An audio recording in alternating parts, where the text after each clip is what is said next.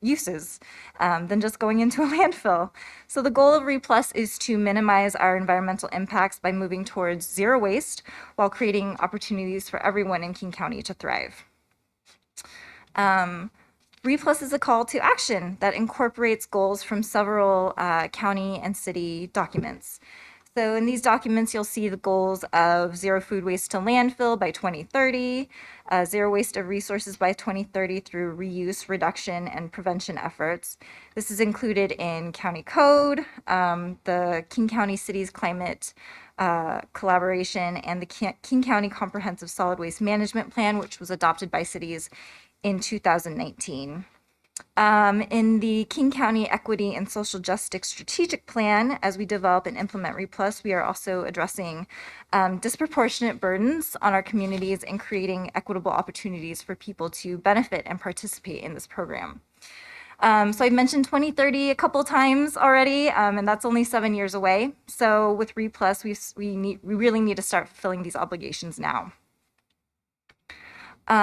We enlisted EMC Research to do a survey of residents to gauge how much support they have for the concept of RePlus. So this slide shows just like hearing a brief introductory statement about RePlus brought about pretty strong support at 63%. 8% did oppose, and then the rest needed to hear more or just didn't know enough about it to make a judgment. So this slide also shows responses to more general prompts of each RePlus action. See, for example, the first one shows that 91% of people want harmonized recycling across our service area because currently what you can recycle differs depending on where you live, work, and play.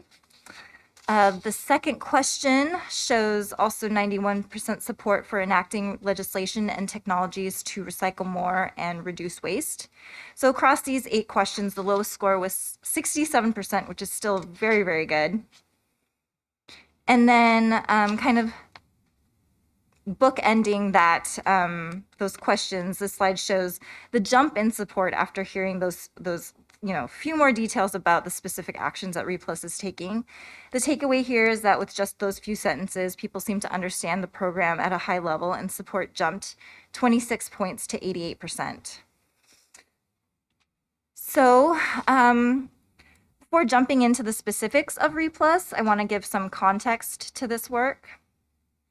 King County's 50-year history of waste management and innovation includes establishing one of the nation's first curbside recycling programs, increasing diversion of construction and demolition materials, and collection of yard waste.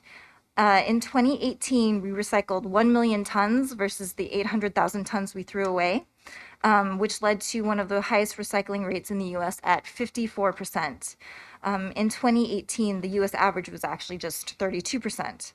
So this is illustrative of the incredible work that the cities and county have done in the past to address a very challenging problem.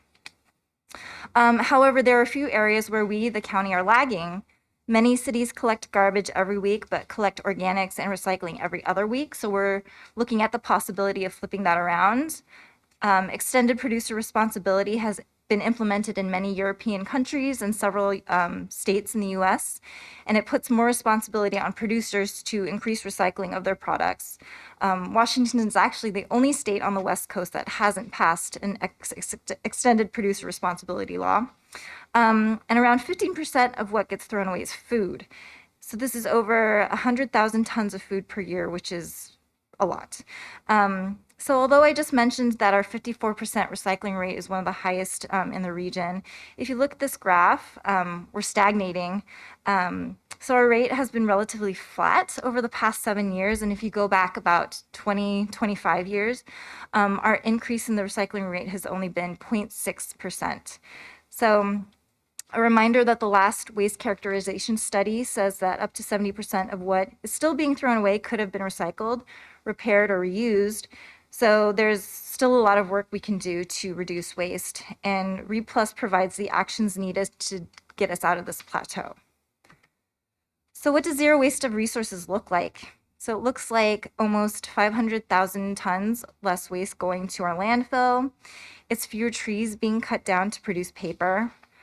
A portion of the food that is thrown away is still edible, and there's enough to feed 92,000 people, or that's the equivalent of each student in 500 elementary schools. More jobs. So RePlus is a job growth engine. We need more people to collect and process materials, build capital infrastructure, et cetera. We could save disposal costs in the future. So a decision hasn't been made about what to do after Cedar Hills Regional Landfill closes. But if we do go with waste export, we would actually save money on each ton that we don't export. And then recovering recyclables from within King County would eliminate carbon emissions equivalent to 150,000 barrels of oil being burned. So the initial focus of RePlus is on major categories of materials that are being thrown away. I mentioned food waste a few times. So the first material that we want to focus on is organic. So that includes food and yard waste and wood. So that currently takes up 20% of the landfill. The Organic Management Law, otherwise known as House Bill 1799, was just passed earlier this year. And it's focused on increasing access to organics collection, strengthening food donation and rescue in the state, and supporting end markets for compost. So this bill will also help increase organics collection for commercial entities like restaurants, like hospital cafeterias and malls. Many of these businesses do not collect their food waste separately, so it all goes in the trash. So this is really a major opportunity for change. The Organics Management Law requires businesses to divert organic waste through a phased-in basis, so starting at 8 cubic yards per week or more in 2024. And then by 2026, all businesses that produce 4 or more cubic yards of any sort of waste must also divert organic waste. And then in January of 2025, 20% of edible food must be recovered for feeding the food insecure. So another focus of area of focus for food waste diversion is single-family residences. So specifically in unincorporated King County, we don't have requirements for organics collection, so there's an opportunity there to increase diversion. We're currently conducting outreach and research to help determine what actions to take, but some of these options include requiring all curbside garbage customers to subscribe to organic service, implementing a food-based ban, much like what the county has in place for yard waste, and then reducing garbage collection to every other week, which is what I believe happens here in the city of Renton. For non-residential food waste recycling, as mentioned earlier, the Organics Management Law will start to require businesses to separate out their food waste from their garbage. And this action is about providing technical assistance to businesses new to separating out their food waste and figuring out the best use for this material. An alternative to compost that we're exploring right now is anaerobic digestion, which is a process that can create renewable energy. On policy strategy, King County cannot direct where separated food waste goes for recycling. We only have flow control for garbage. So this is about cities setting the policy of where that food waste should go. So cities could, in their contract, direct the hauler to pick up this food and go to a particular processor. But again, that decision is up to the cities. On pricing strategy, because processing recyclables is an open market, the price to process this food waste has to be competitive with other processors in the area, such as those that currently accept food waste for compost. The next material that I want to focus on is plastics and paper. The first action I want to talk about for this is extended producer responsibility, or EPR. This would take the burden off of residents with clear recycling indicators and require that businesses and brands pay for the recycling of their packaging. It creates incentives for those producing packaging to make it recyclable. For mixed waste processing, this is a last screen for recyclables left in the waste stream after people have separated out their recycling into their blue bins. So our focus is on separating recyclables in our homes and businesses because this creates a cleaner stream of recyclables. It's more valuable economically. But we also understand that not everything is easy to sort. Recycling can be really confusing. So the mixed waste processing is just kind of a series of technologies like conveyor belts, sensors, robots, cameras that can screen out recyclables that are still ending up in the waste stream. Next Cycle Washington is the third one on this list. It's an accelerator program and networking platform for organizations and businesses diverting materials and using recyclable materials in their manufacturing. So we want to harness all the smart and entrepreneurial talent in Washington State to innovate on ways to increase waste prevention and recycling. So this would be in collaboration with ecology, commerce, Seattle Public Utilities, and with the support of community partners. We launched this accelerator program earlier this year, and it's been modeled on similar low carbon programs in the nation. Applications for this round closed in mid-July. And then the last one on this list, the RePlus Circular Economy Grants. King County Solid Waste Division has set aside $2 million for this competitive grant program. It's open to private, nonprofit, and public entities to support waste prevention and diversion. Community, businesses, and NGOs have welcomed our focus on innovation and providing funding opportunities.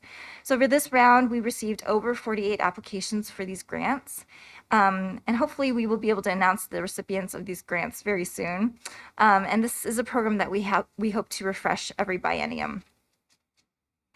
And then last we have community.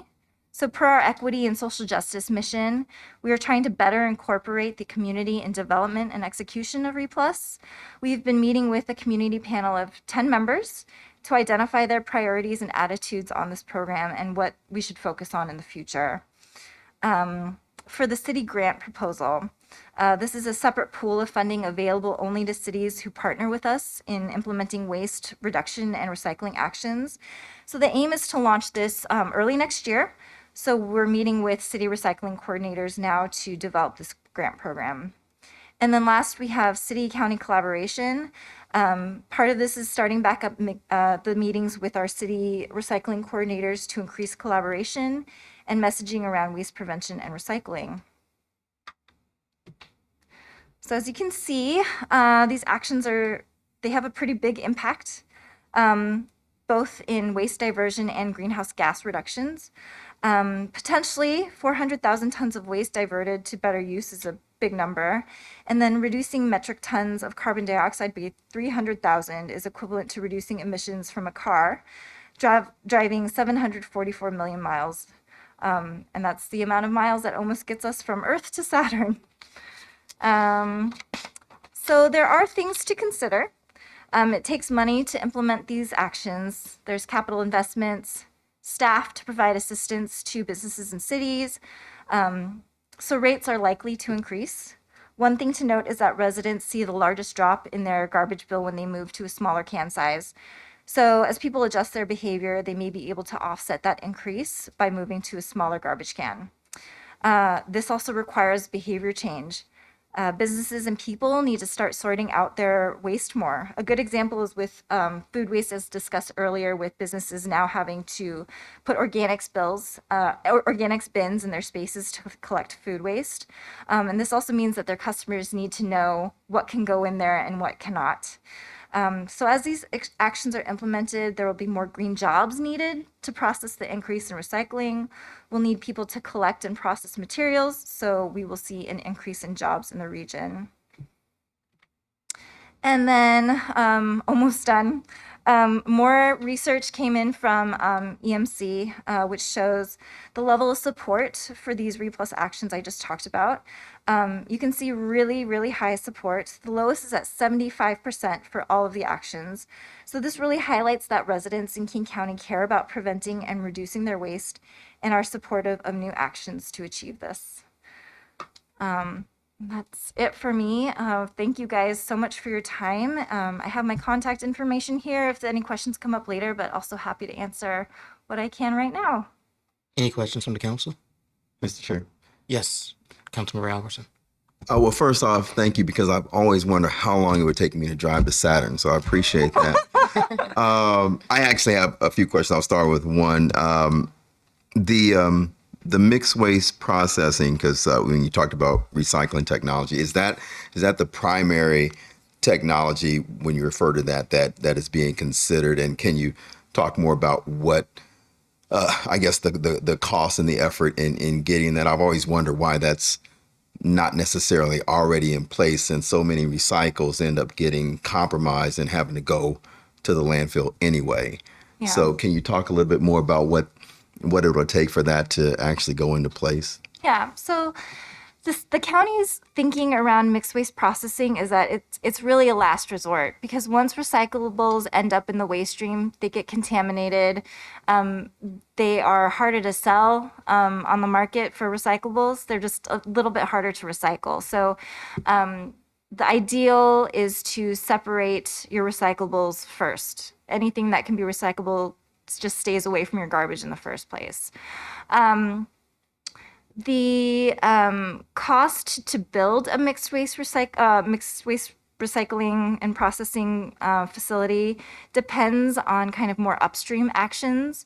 If we can really focus on that behavior change and the changing of the system to make recycling easier for residents and businesses, if we can get that to be our main focus, the cost of building a mixed waste processing facility would be less.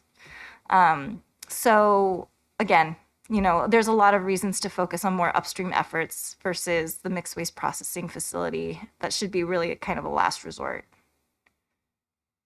Councilmember O'Halloran. Yes, thank you very much. This is regarding the food waste processors, and if I understand you correctly, it would be the city's responsibilities to impose the food waste restrictions. I think you said the county is not able to do that. As far as my understanding, the state is taking quite a big role in that, at least for the organics management law and getting businesses to divert their food waste. The Department of Ecology is creating a team within their organization to really fine tune that. So I wouldn't necessarily say at this point that it's the responsibility of the cities. I mean, certainly it's helpful, but really we want the cities to, it's up to you guys on where the food waste goes. So that's really like the biggest focus for cities in that regard. So with regard to where the food waste goes, say if we were collecting all of our food waste, are there food waste processors out there now? Yeah, so most food waste goes to composters, like Cedar Grove is the big one that we know of a lot. There's a couple more in the state that are not as familiar, I think, in this region, but that's the biggest one, yeah. Go ahead. But the idea of separating what is salvageable from what goes into the making compost, does that exist? Could you clarify that a little bit? President, Yes. I want to kind of tag onto that, because my question was, and I think you're on the same thing, food recovery. Thank you. I'm not sure what food recovery means. Okay. I usually put mine in a doggy bag and, take it home. I know that's not what you're talking about, but you said, hey, it could feed children and that sort of thing. So I was wondering, hey, what do you mean by, is that where you're going with that?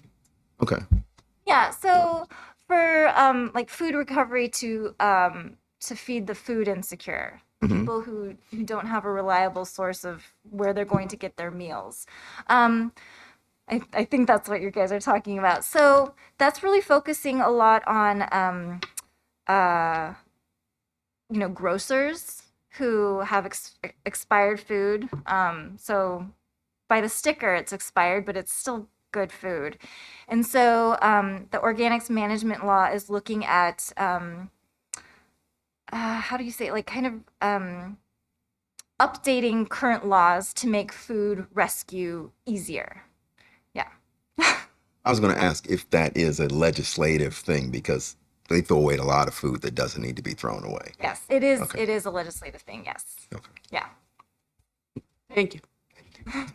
Councilmember Rivera, and then Councilmember Vaughn. Thank you. Thank you for the presentation. I just have a quick question. I understand that a lot of this is trying to slow the the ever filling landfill that keeps being extended, and that extension is slowly running out. And I think we're approaching that time. And a few of us attended a conference at FEMA that enlightened us that if we're one natural disaster away, also from having that landfill be filled up, God forbid, but has King County, and I'm not seeing this in your presentation, so maybe you cannot speak on this, but has King County explored anything in terms of waste to energy, and why are they so opposed? And if not, what's the opposition? Yeah, so luckily you're talking to the right person because I'm also looking into that aspect as well. So we are hiring a consultant group to look into our future waste disposal options, and waste to energy is on our list of things that we would like them to look into and kind of weigh our options. I think initially it looked like waste export was the most promising, just putting our garbage on a train and shipping it somewhere else. Um, but with like looming rail strikes, that's looking less and less like a good solution. And so waste to energy is definitely on our list of possibilities to move forward with. Thank you very much. Vaughn. Yeah, thank you. Thank you again for your presentation, and the PowerPoint really educated us. I want to ask, in terms, because you mentioned the community panel, and if I heard correctly, you said about 10 people or 10 groups 10 people. within the community. And is it the same 10 people throughout the whole time frame that you're doing the study, or is it kind of rotating in 10 in terms of seating at the panel and really getting the information from the different communities? Because I wanted to hear more about that.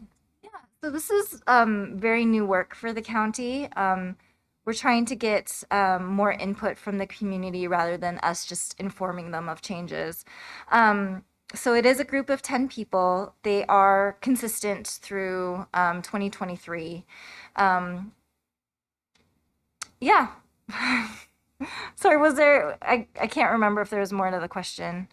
No, I just wanted to know if there's going to be any expansion, because I think 10, well, I guess you're trying to get a sample of folks who live, work, and play in that community, but just trying to see different perspectives coming to play. Up to point of the slideshow, I think it's great, but just wanted to get other perspective if there's any.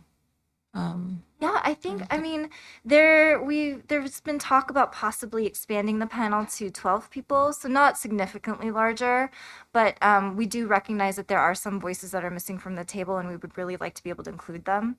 And then obviously there's the possibility of attrition. People have lives, and those lives change, and sometimes they're not able to continue on with this obligation. And so there's an understanding that if you're not able to continue, you can move on and we will fill your seat with someone else, and that's totally fine. Yeah. So one of the slides you talked about recycling rates and how they've remained relatively flat. What do you think is the cause of it staying flat? Oh my gosh. There's a lot of reasons. I think a big one is that our system, the recycling system, can be kind of hard to navigate. And that's not necessarily the fault of cities or the county. Recycling can be really confusing. You see all those plastics with the three arrows on them, but that doesn't mean they're actually recyclable. So that's one place where things could be clarified. Another is that we rely heavily upon our residents and businesses to do the right thing. We want them to change their behavior, but that's a big ask, So that's another reason why we'd like to see a stronger extended producer responsibility laws passed, because, there's only so much that a single household can do to increase recycling rates. And I think it's time to look at the larger system instead of just individual behavior. Thank you. Councilmember Albertson. My question actually is about the extended producer responsibility. Specifically, you mentioned at some point having the producers pay more for recycling or something like that. I guess, can you speak to overall what that extended producer responsibility actually looks like from, start to finish? What would be the end result should that go forward and be put in place? I'll do my best. This is not my area of expertise, but extended producer responsibility in other jurisdictions have not shown to increase costs for residents. It's actually been shown to lower costs of recycling. In many areas, extended producer responsibility laws have been written so that the cost of recycling on your bill is just taken away, so recycling is free. And for this extended producer responsibility law that we're supporting, it's focused on paper and packaging products. So it's not like, your TVs or your computers or your cans of paint. So looking at just packaging and similar laws, it hasn't been shown to increase the cost of consumer goods as well. So with EPR, we're not expecting people to have to pay more for recycling. We're actually expecting the opposite. Follow-up. Quick follow-up. Yeah. So the cost is shifted to the producer. You say, hey, in some cases the consumer doesn't pay for the recycling. So where is that? Okay, the producers are maybe using less material and that sort of thing, being more smart about it. Where is that the cost just being shifted to the producer for what the consumer normally would, or just because there's less to even deal with, then that's the result of? Yeah, I unfortunately can't answer that. Okay. I can only reference the countries and the states and the provinces that have passed similar laws, and they have shown to not increase the price of the goods being sold. So, Councilmember Vaughn. Yeah, thanks. I have a question in terms of the city-county collaboration. You mentioned that there are other cities. Because I haven't seen it, but are all the cities in this county, King County, have signed on? And signing on, what does that actually mean? What's kind of your vision of signing on? Obviously, there's all the things that we need to work on, but kind of just giving me more of an understanding of the pledge and actually carrying out the pledge, right? So I unfortunately don't have a copy of the pledge with me to reference, but we can definitely get a copy to you. So far, I believe Shoreline and Woodinville have signed the pledge, and I believe if Issaquah has not, they are signing soon. But yeah, this is kind of just one presentation of many that I've given and one of many that I have yet to give. Lots of presentations coming up. So this work is still pretty young, but it started. Yeah. Councilmember, go ahead.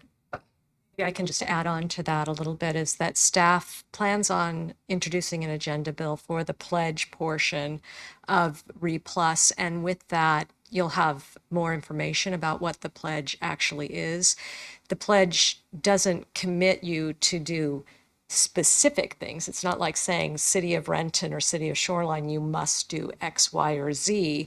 It really is kind of more of a in the spirit of partnering with the county and other regional players to get us to zero waste of resources. Linda, when you bring that back to us, will you also, if additional cities have signed on, will you give us that information as well? I definitely will, yeah. Thank you. Thank you. Councilmember O'Halloran. Yes, thank you. Just to follow up on something that Councilmember Alberson was touching on. So when we go to the legislation that we're supporting, is there any verbiage in there about compact by design? Which is the concept of, you go into Costco to buy a box of Claritin and you get this massive thing with plastic and cardboard. And so compact by design is literally the reduction and or elimination of overkill in packaging. And excuse me, sorry. I was just wondering, I don't think I remember reading those words or words to that effect. No, I don't.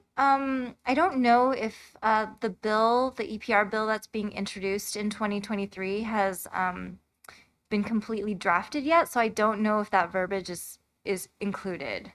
But you know, as that work is being developed, I would reference it's the EPR bill that's being introduced in 2023 is being presented as the WRAP Act, WRAP. So I think as that bill is being drafted, if you can reference that name, it'll probably give you the information you're looking for. Thank you. Any other questions from council? All right. Thank you very much. Yeah. Thank you. Thank you. We are a committee of wholes adjourned, and we'll be back in 27 minutes as full council.